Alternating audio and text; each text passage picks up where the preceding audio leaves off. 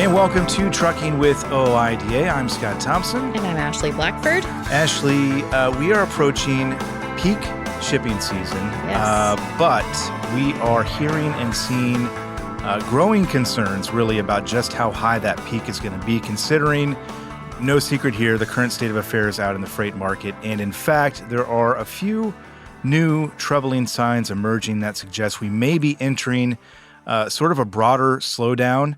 And someone who knows this better than most is someone who pores over numbers and comes up with the OOIDA Foundation market update every month.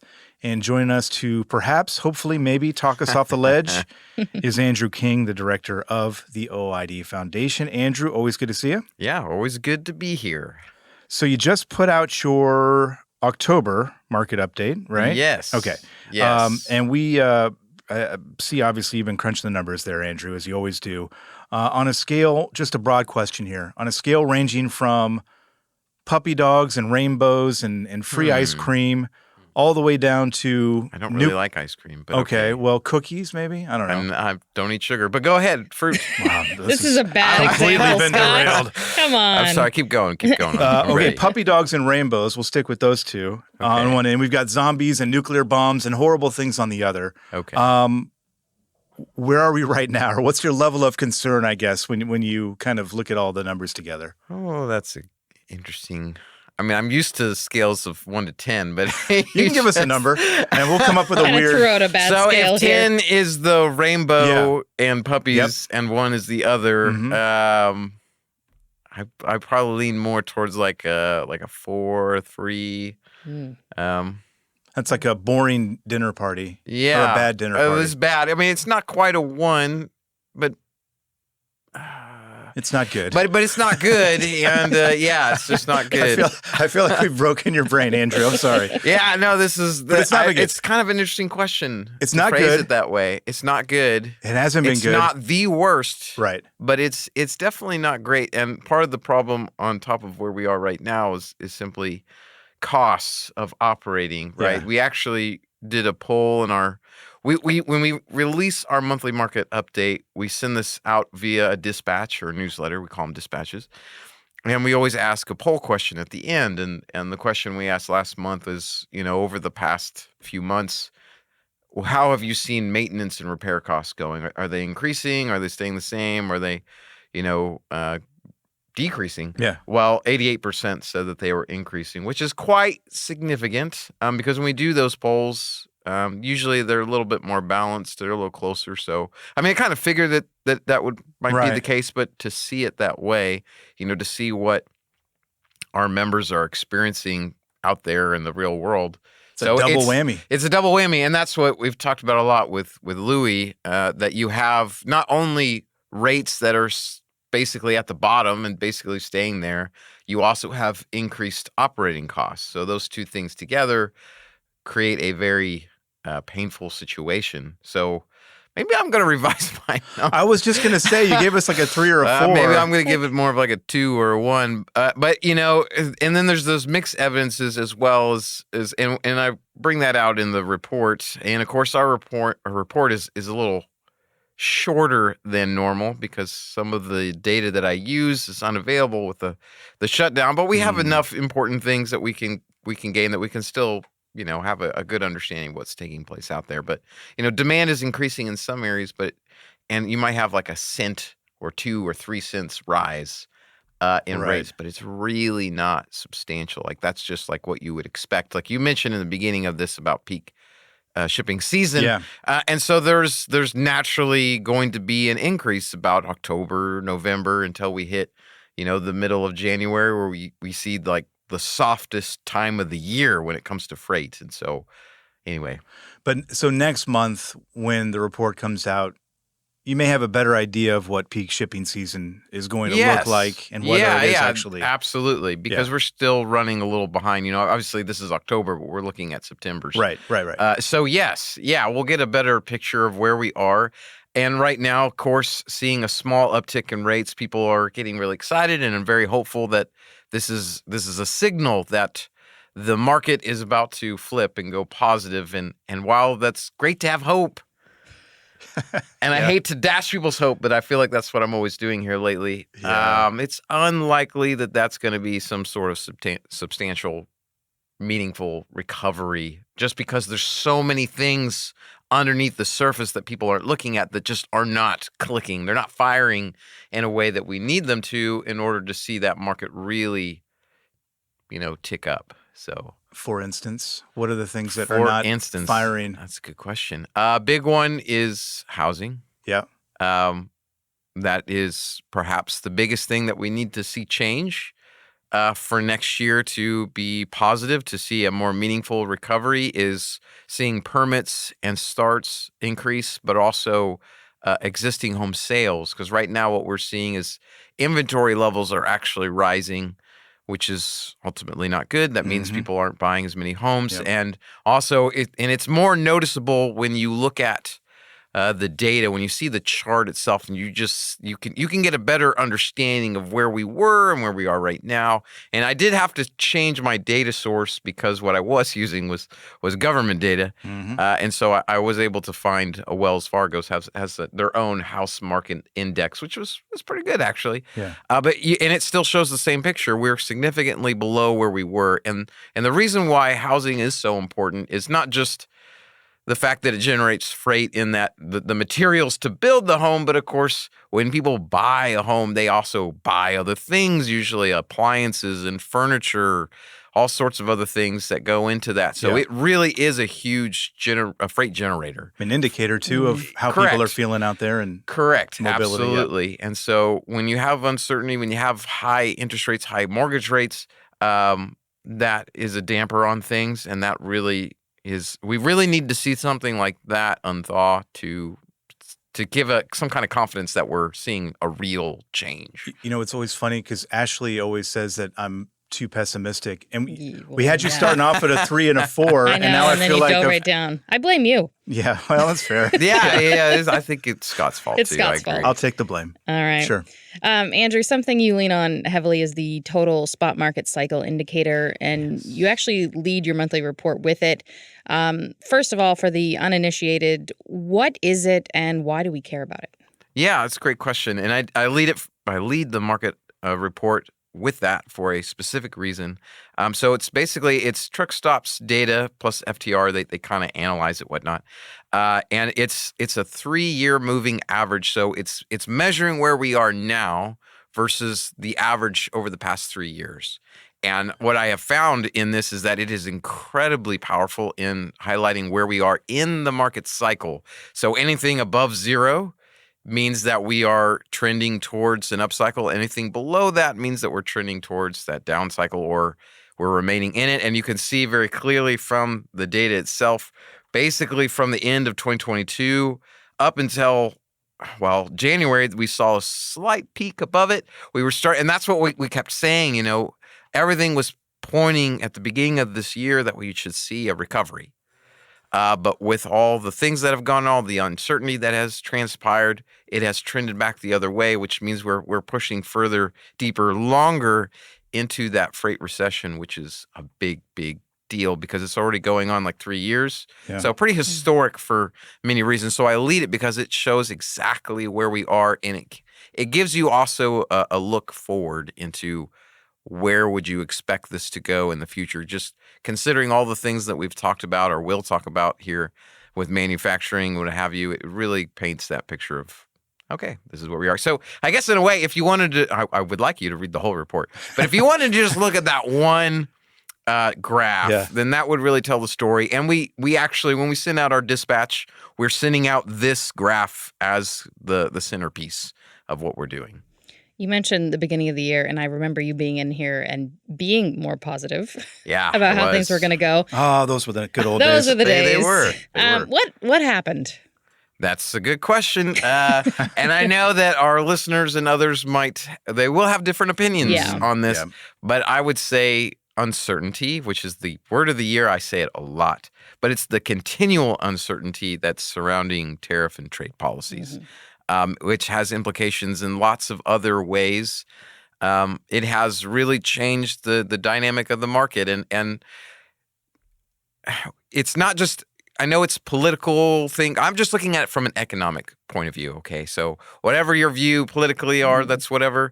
But as far as economic sense, tariffs really don't work. They've never really worked in the history of their implementation. I mean, it's interesting that you can go back and you can look at Friedman is a very famous conservative economist, and he did a lecture like in 1970 something, and he's laying out the same arguments people use today for it and explaining why they don't work. And that's basically what has played out today. And so this is not a new experiment. I mean, it always results in negative economic outcomes. It raises costs, which then kind of decreases demand, and demand is what causes the cycle to change. I know a lot of people, and I feel like we talk about this all the time, because it's put out there so much that supply is what changes the market. Having too many drivers or having too few drivers. No. It definitely plays a role, but it's the demand side that ultimately pushes us up or down. And so when you have something that causes people to freeze, so in economics you have this kind of term of irreversible investments. So if you are a manufacturer and you're considering expanding your manufacturing or upgrading, bringing in new equipment and making these large capital investments, which generate a lot of freight. If you don't know what's going to happen in a few months or even a couple of years down the road, which some of these things take a long time to play out, you are not going to pull the trigger because it's irreversible. Mm-hmm. And so when there is uncertainty in the market, you will not invest in things that you otherwise would have. And so it's not even just the fact that there are tariffs. It's the uncertainty and how they are released and pushed. And it's not just, this is not your traditional tariff plan. I mean, it's very broad. It's not just country oriented and reciprocal tariffs, but it's also based on different sectors where input goods actually cost more than final goods because of the way things are tariffed. And so that really has played a role. And I know people hate to hear that, and they might disagree in the political sense, but I'm just telling you what the data says here. I'm a data guy. And you see the number, the line keeps going down into the red, into the below the zero. And the only thing that's changed. Yeah. That was going to be my question. Is fill in the blank. If you were to, play devil's advocate or be looking for another, event out there, I guess, that would have helped, cause this. Do we see one? I mean, I don't. I know either. That there. If I were to play the other side, someone would say that because there are so many non-English, non-domiciled CDLs out there, that would be the argument, right? But while I do believe and agree 100%, it is a safety issue. You can see that in the data. Sure. There was a recent report released by Alex Scott, an associate professor at University of Tennessee, just released it October 1st, that basically highlighted that those carriers that have ELP violations are more unsafe than others. No one's going to disagree with that. But as far as rates go, no. And one of the reasons why I would say this is because you see in the 2024 this continual increase, like creeping up to get to the positive, to be flipping the market. And the dynamics basically haven't changed. In fact, I would think that they would be the opposite just because this administration's view on that sort of thing. So, and not only that, but now that ELP enforcement has been in place since basically June, and it has started to flatline, and rates have not changed meaningfully. In fact, they've stayed basically where they are. Maybe they've increased a cent or two, but again, that's because of seasonality. We're still going to see things creep up in November, December. Sure. But is it a meaningful increase to signal that something has actually changed in the market? So again, I do not think so. So I think that would be the argument to counter what I'm saying. Sure. But I would still point to the data clearly shows that just doesn't hold water. Yeah. Maybe some effect on the margins here and there. Yes, but that's a good way of phrasing it. But yes, widespread or correct. On a large scale, we're not seeing it. Think about it like this: when CVSA does their safety blitz, usually during that week, carriers shut down for a little bit, and rates will tick up around that time, a few cents here and there. But it doesn't change the overall market. Eventually, it goes back down to its baseline. And that's what I believe that we're seeing. There is maybe a small increase with seasonality and with people just trying to figure out the lay of the land with how this enforcement is going to go. But ultimately, it's not moving the needle enough to actually change rates.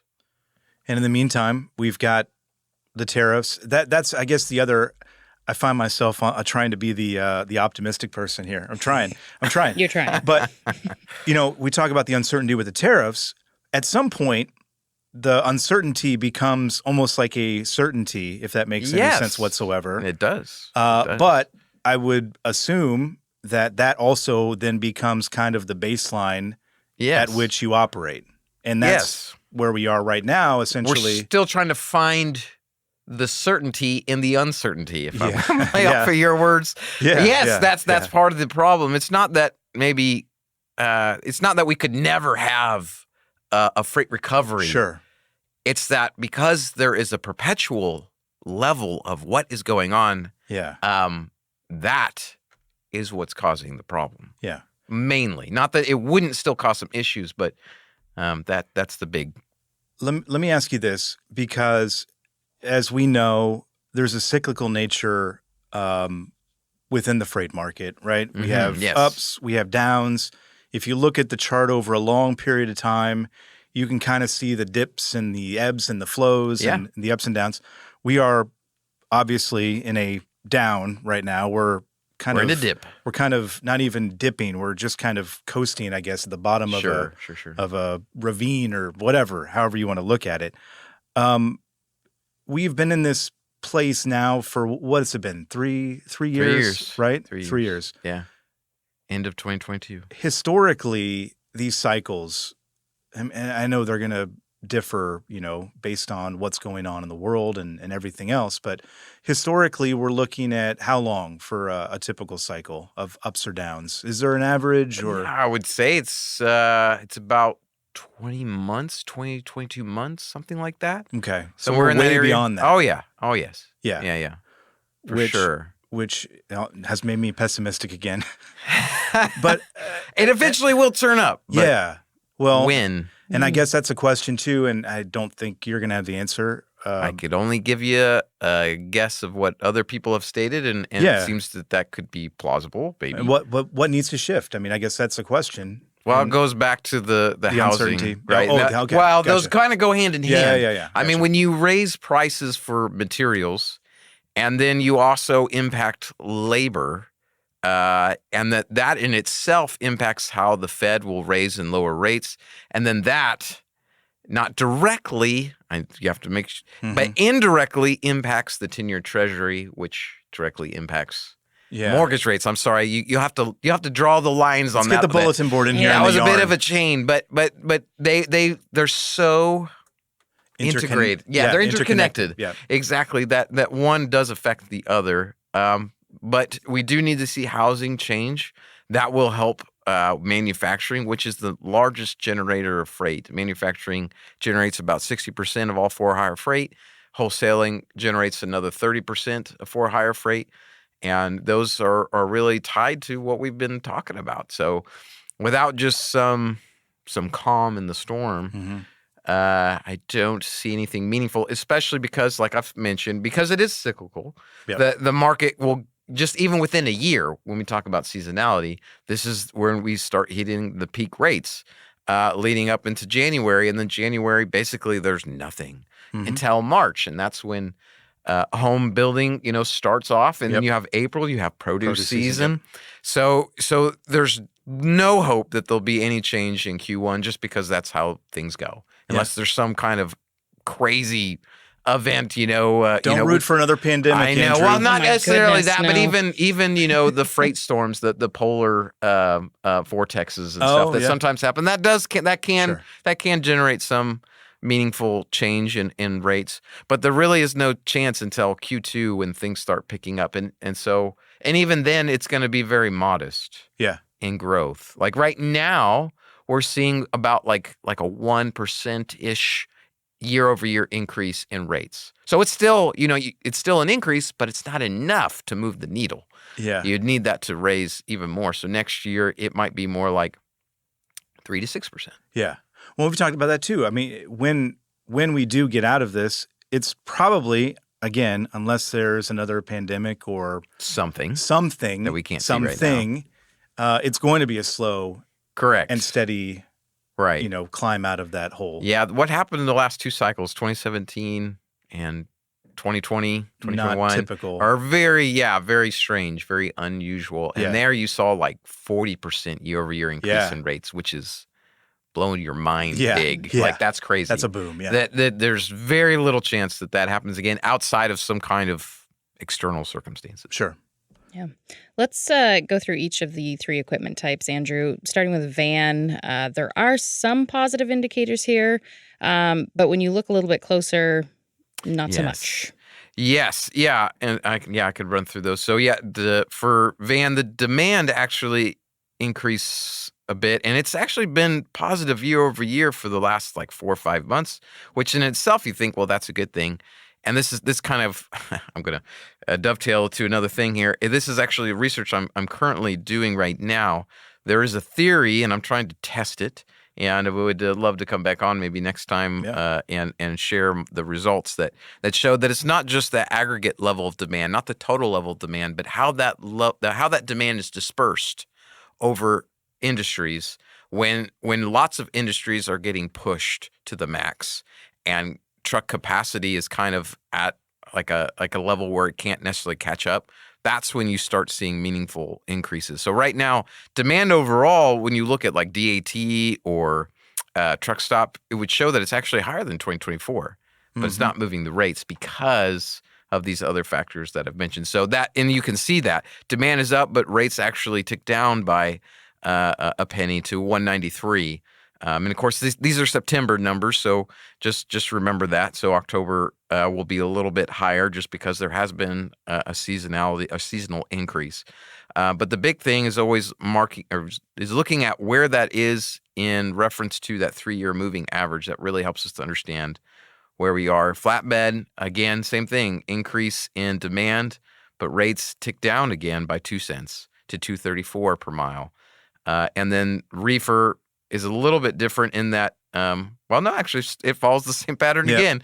Demand increased and rates ticked down yet again. So all these three, they have that positive side of, it's good to see demand increase, but it's not to the level to move the needle. And so you're still seeing rates drop. And in fact, when you dig a little deeper, kind of like what you're getting at, sometimes the increase in demand is because the loads dropped, but the amount of trucks dropped more. So it's still going down. Like, there aren't as many loads, but there are even less trucks. Yeah. So that actually makes it look like demand is going up according to their index. Yeah. But it really isn't, if that makes sense. So that's a good point, what you're mentioning. If you dig a little bit deeper, you start to see what actually is happening. That gives you a little bit more sense of understanding of what's really going to take place in the next few months and what have you. Can I ask you and kind of follow that thread a little bit, because we have heard from people and heard of people, seems like a growing number of people who are just, they can't make it anymore. They're leaving the industry, planning to maybe just sit out for a few months while they wait for this thing. Again, we've been waiting for this thing to turn for so long now. And I know you're hearing about this as well, I'm sure, of people who just can't, they can't make it anymore. Yeah. Is there going to come a point, and this is kind of a I guess, morbid way to look at this, but is there a point where, I almost don't even want to say it, but where enough people leave the industry where it does end up kind of propping those that are still there up? I guess that would probably be a lot. It would probably have to be a lot. It'd have to be very substantial. Right? Okay. Because kind of where we are right now, rates can't really go much lower just because of the nature of things. And so the increases that you do see are more tied to operating costs. Yeah. Like, we need a little bit more to cover our costs, but it's still not enough to move that needle. And one thing to keep in mind, and I had never considered this until I just following an interview with Jason Miller, Professor Jason Miller, and he was mentioning that, when things do switch, we do have a lot of people who have CDLs already. Who are going to come and back. they can jump into the fray once again. And that's not unusual. What we saw in 2021 was very different. Like, we had never seen employment that high in trucking. Never. Yeah. Never. Because anybody with a CDL was like, hey, we need you. Let's go. We need a body in the seat. Unfortunately, I hate that phrase, but that's kind of what it was. Yeah. And so some of those have dropped off now, and they've moved to other trades, but there's always the potential for them to come back. So we'll just kind of see what happens. That might also help create a headwind, unfortunately, for a future upcycle. Yeah. I feel like I'm such a. I'm sorry. I'm the downer now. No, but I mean, as we look ahead here, well, I mean, like you said, though, you're not wanting to deliver this news. No, you're looking at the numbers and not. you're delivering it, which I'm sure to you must be a bummer. Every it time is a you bummer. come in, it's sad because it means people are hurting. Yeah, and that's not what we want to see. You know. And the thing is, again, to be more of a downer, as we look down the line, and I think your report even mentioned this, that, with everything declining, operating costs up, the market may be headed for significant hardship. And those are the words that you use, significant hardship. Yes. Those are big words. Yes. And it's not easy to hear. I guess my question is, I don't want to think about it, but how much further can it go? What does more significant hardship look like as compared to what we're looking at now? That's a good question. And you brought it up in kind of the intro. One of the things that I mentioned in the report is the Logistics Manager Index, the LMI. They have a very important data point in that they break out their index in several different subcomponents, and one of them is capacity and price for transportation. And anytime price moves above capacity, that's a signal that we're in an upcycle. When it inverts the other way, that's when we're down cycle. Well, it had been basically staying very, very flat. If you look at the chart, and it's in the report, it's almost like they're not really budging back and forth. But the last 2 months, they've been consecutively inverted, which is not a good more sign. that pain pinch. And so we have seen payrolls drop off. I imagine you're going to see more payrolls drop off. I don't know to what extent. Maybe a few percent here and there year over year. But again, I'm saying figures and data, but that's, real people. Yeah. That's families. Yeah. Behind every number is a real exactly. Is a person, yeah. And so, we never want to see this sort of thing happen. But I think it's important that we have information, because knowledge is power, and it can equip you to make the right decisions on maybe how to protect yourself, your business, your family even. Yeah. And sometimes we focus on the wrong thing, and then we were expending energy on something that might not necessarily turn that needle like we were hoping. Ashley, we talked with OOIDA senior member Dustin Ross recently, and he actually told us about one of his friends that had to leave the industry. Yeah. But he also had some really good advice essentially about relationships, right? Building relationships, maintaining them, which was great advice. And that's something you always preach too, Andrew, is that now is, it's always important to do this, but now especially if you can get, a loyal, Yes. Yeah, absolutely. Either, obviously we want you to lean towards shippers, sure. but even brokers, there are so many brokers out there that cater to smaller businesses. And if you find one that really is reliable and trustworthy, and build that relationship so that they stay good to you, because they know themselves that one day the market's going to change, and they want to have that carrier that, they were able to support them in down times and hope that they return the favor. And so that's part of the relationship aspect. And our entire lives are about relationships, as much as people maybe don't want to admit that or see that, but it absolutely is. And trucking is no different. You have to have the strong relationships to survive. Yeah. Maintain those relationships. Show up on time. Go the extra mile. Yeah. Communicate. Bring them a coffee if they drink coffee or whatever it may be. Be a problem solver. If they have an issue, maybe you do take a load a little bit lower than what you want, but hopefully that pays dividends in the Take future. care of me next time. Yeah, exactly. I'll help you out this time. You help me out next time. Yeah. Kind of thing. Andrew, we always kind of half joke about it. And again, it's tough to joke about it sometimes, as you pointed out. Behind these numbers are actually people who in some cases are hurting and not doing as well as they would hope. But at some point, we always joke, you're going to come in here. I know. You thought it was going to happen, earlier this year. But one day it will happen. Mm-hmm. The puppy dogs and the rainbows and the...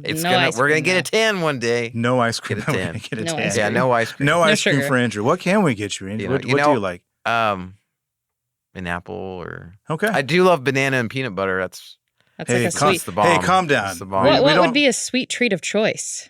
That would be my sweet That would treat be of a choice. banana Yeah, and peanut banana and butter? peanut butter. I'd take that any day. All right. Andrew, the wild man king of the OOIDA Foundation. We always appreciate talking to you Yes. and helping us understand everything that's going on out there. Thank you very much. Thanks. Yeah, you're very welcome. Today's episode of Trucking with OOIDA was brought to you by a dedicated team of people that includes Jim Fetzer, Keegan White, Tennille Flick, and Kim Boren. Got thoughts? We'd love to hear them. Call us at 1-800-324-6856 and leave us a message. Or you can send us an email to podcast@ooida.com and we might include it on the show.